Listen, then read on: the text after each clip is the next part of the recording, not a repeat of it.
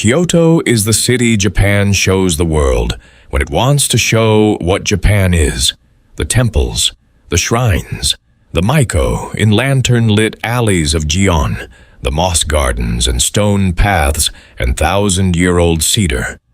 Japan's former imperial capital for over 1,000 years, the city that survived the American firebombing campaign, the city that was chosen to survive, the city that has been carefully presenting itself ever since as the living museum of Japanese civilization.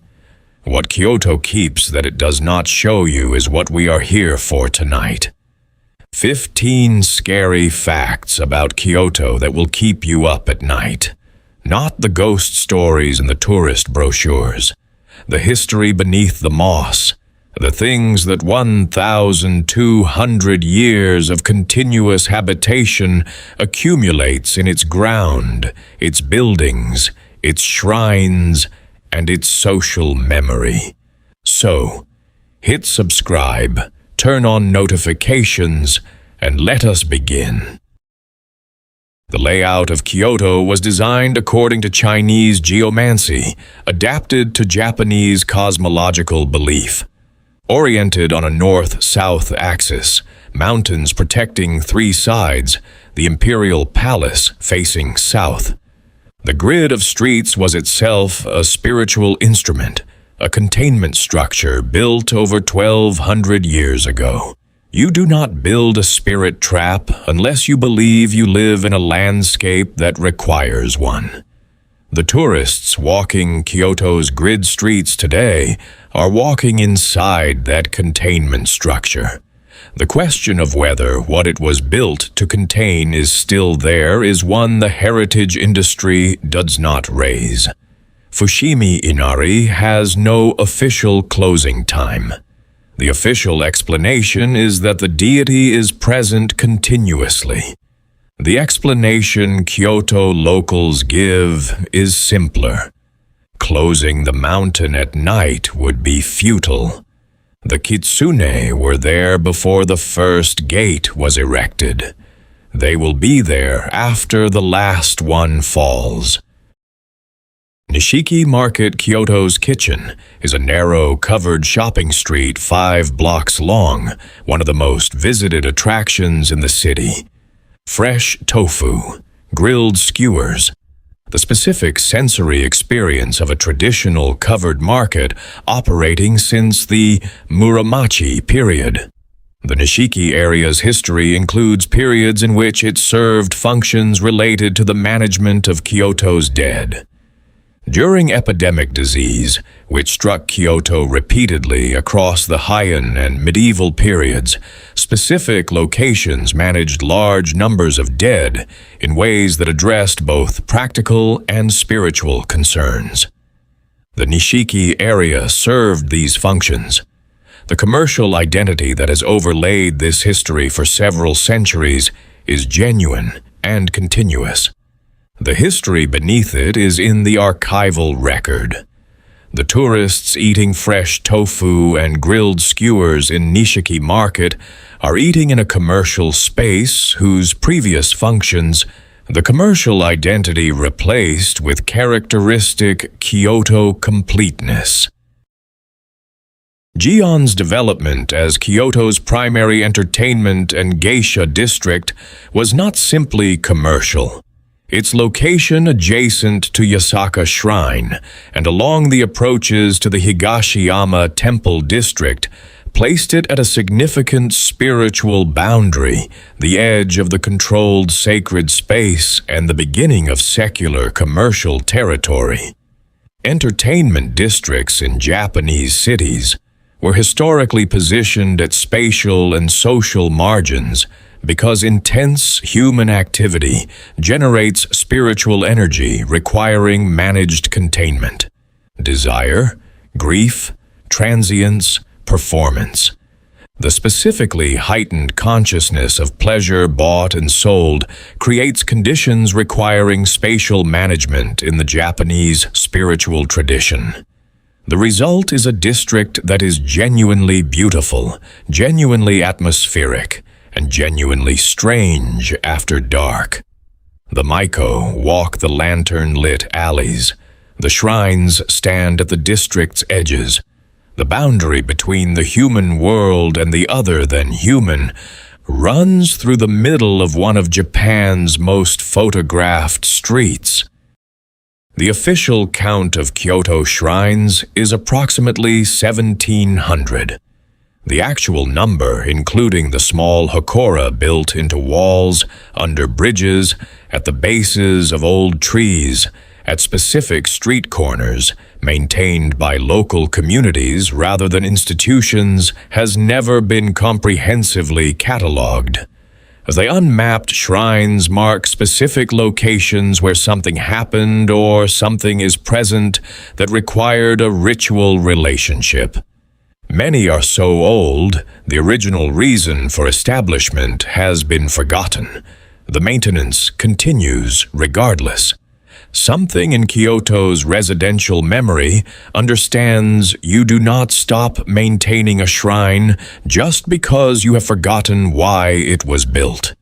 The Imperial Palace night closure is standard institutional practice. But the tradition that Kyoto locals offer for why nighttime walking in the Gion is inadvisable goes beyond scheduling. The old palace site is understood to be inhabited in ways that daylight activity manages and nighttime quiet does not. What inhabits it is not hostile. It is simply present in ways the living do not share comfortably after dark. The major shrine complexes surrounding Kyoto form a ring around the former imperial capital. The conventional explanation, spiritual protection against malevolent forces from outside. The less conventional explanation, present in certain academic research, is that the arrangement also contained the concentrated spiritual energy generated by centuries of imperial ritual, not keeping something out, but keeping something in. The bamboo grove at Arashiyama is classified by Japan's Ministry of Environment as one of the 100 soundscapes worth preserving. What the official acoustic research also documents, without fully explaining, is a specific sound recorded in the grove on multiple occasions at night. Not wind in bamboo, not animal activity, consistent across unconnected witnesses over multiple years. The description, a very large number of people speaking very quietly in a space that should be empty. The grove at night is not a space where people are speaking. What is producing the sound is not explained. The Higashiyama Temple District hosts some of Kyoto's most significant temple complexes: Kiyomizudera, Kodaiji, Chionin, Nanzenji. Among the most densely visited heritage landscapes in Japan, the Higashiyama Hills were also the location of some of the most intense military violence in Kyoto's history. The Onin War, fought within the city itself from 1467 for 11 years, destroyed significant portions of the capital.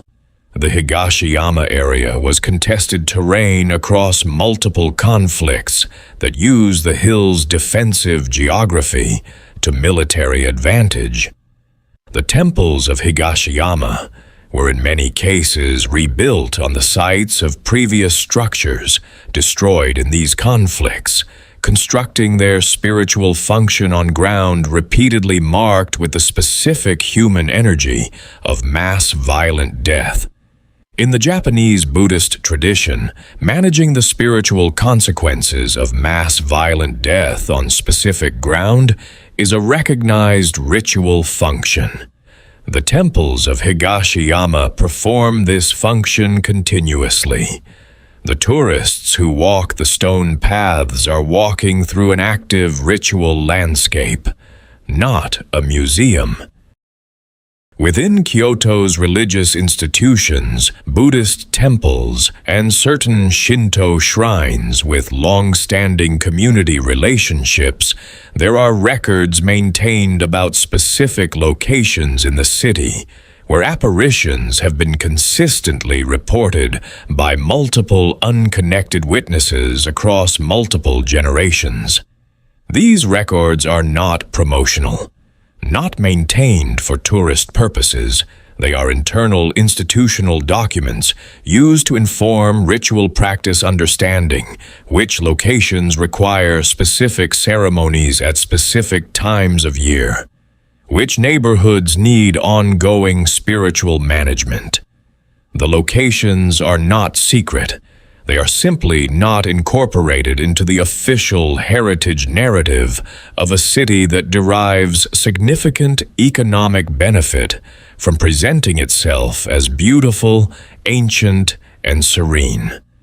The specific addresses are known to the religious institutions, to the neighborhoods that live near them, and to researchers who have studied Kyoto's religious geography. They are not on the tourist map. They are on a different kind of map. The kind a city accumulates when it has been inhabited continuously for 1,200 years. The Aoi Matsuri, one of Kyoto's 3 major festivals, has been celebrated continuously since the 6th century. The procession follows a specific route from the Imperial Palace to the Kamigamo and Shimogamo shrines.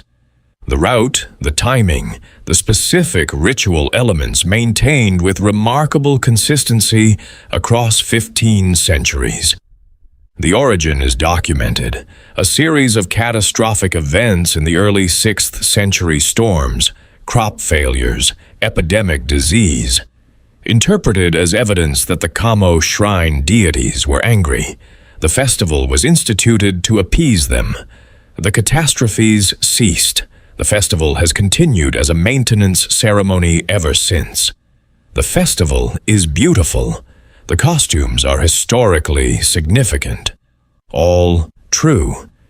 It is also true that the festival is, in its original purpose, an appeasement ceremony for deities that were once specifically angered, caused significant damage, were appeased through ritual action, and have been receiving continuous appeasement ever since. Something needs to be continuously appeased. In a specific residential area in northeastern Kyoto, in the vicinity of Kurama, and routes leading from the city toward the mountain village associated with supernatural energy for centuries, GPS navigation applications have been reported to behave inconsistently in ways with no obvious technical explanation. Consistent across unconnected users over multiple years. Applications route users incorrectly, provide directions that do not correspond to the actual road network, indicate locations that are not where the application says they are. Kurama has been understood in Japanese spiritual tradition as a location of concentrated spiritual energy for centuries. The mountain is associated with the Tengu supernatural entities associated with mountains, forests, and the kind of power that exists outside the organized social world. Whether the navigation failures have a technical explanation that has not been identified, or whether they reflect something about the area's specific character that the technical infrastructure is responding to, is a question that remains genuinely open. The Gion Matsuri, Kyoto's most famous festival, originated in 869 CE as a ritual response to a plague epidemic killing people across Japan. The festival was instituted as a spiritual intervention, a large-scale ceremony, to appease the deity of disease. The epidemic ended. The festival continued as an annual preventive ceremony. What makes the Gion Matsuri's origin particularly interesting is what happened when the festival was cancelled. The historical record documents several cancellation periods due to civil war, financial crisis, or administrative breakdown. These periods correspond, in the historical record, to periods of elevated disease incidence in the Kyoto area. The most significant gap, 33 years, from 1533 to 1566 during the Onin War aftermath, corresponds to a period of significant epidemic disease in Kyoto. The correlation is documented in primary sources by observers who took the relationship seriously enough to record it. The festival was reinstated, the epidemic receded. The relationship between what the festival was instituted to prevent and what happened when it stopped remains documented and unexplained. In 1869, Emperor Meiji moved the imperial capital from Kyoto to Tokyo, ending over 1,000 years of continuous imperial residence. The Kyoto Imperial Palace was maintained as imperial property, but no longer served its primary function. What the imperial family left behind is not typically framed in terms that the Japanese religious tradition would use. In that tradition, a space in which the emperor performed sacred ritual functions for over 1,000 years is not simply a historical site after the emperor has gone.